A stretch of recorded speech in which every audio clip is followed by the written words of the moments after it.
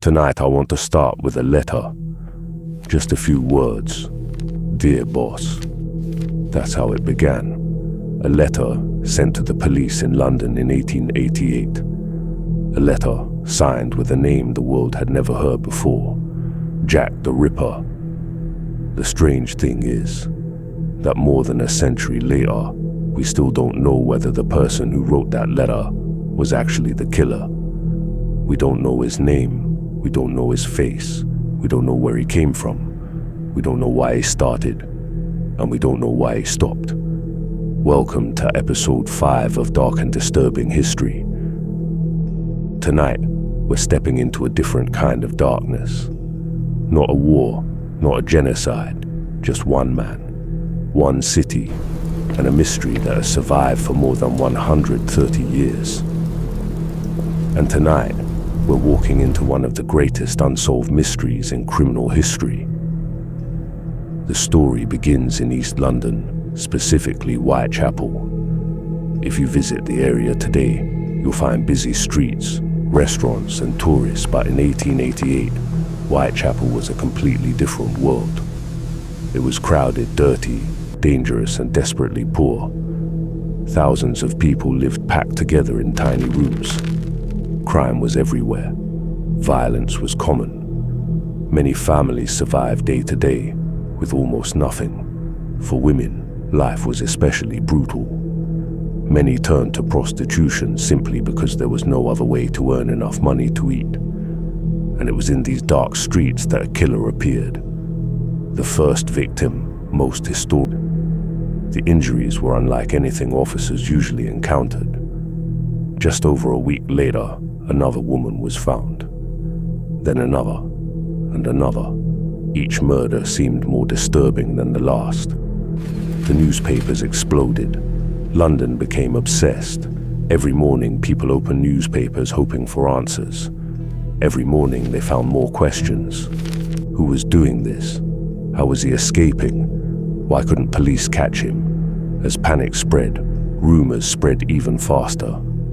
Some people believed the killer was a butcher because of the precision of the wounds.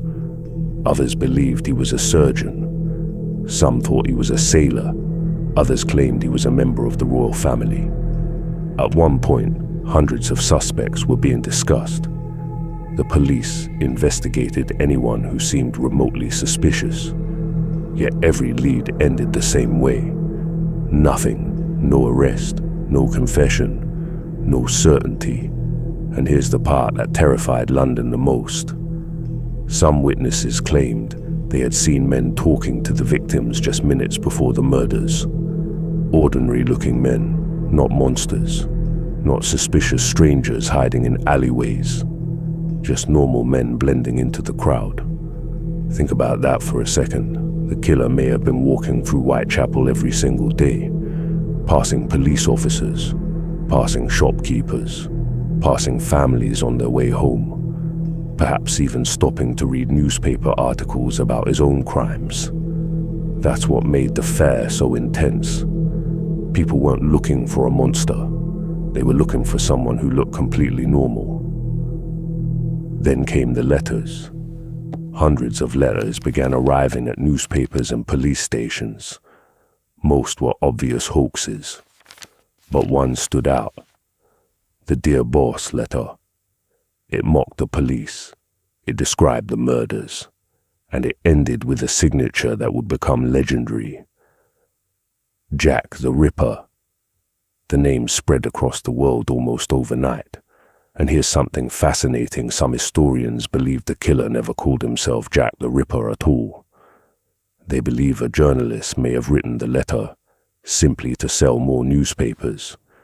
If that's true, then the most famous serial killer name in history might have been created by the media. Think about that for a moment. The world's most infamous murderer may have received his identity from a newspaper editor looking for headlines. As fear grew, Whitechapel changed. Women were afraid to walk alone. Businesses closed earlier. Crowds gathered around every crime scene. The police increased patrols. Rewards were offered. Yet the murders continued. Then came what became known as the double event, September 30th, 1888. 2 women murdered in the same night. The city was terrified. For the first time, many people began locking their doors earlier than usual.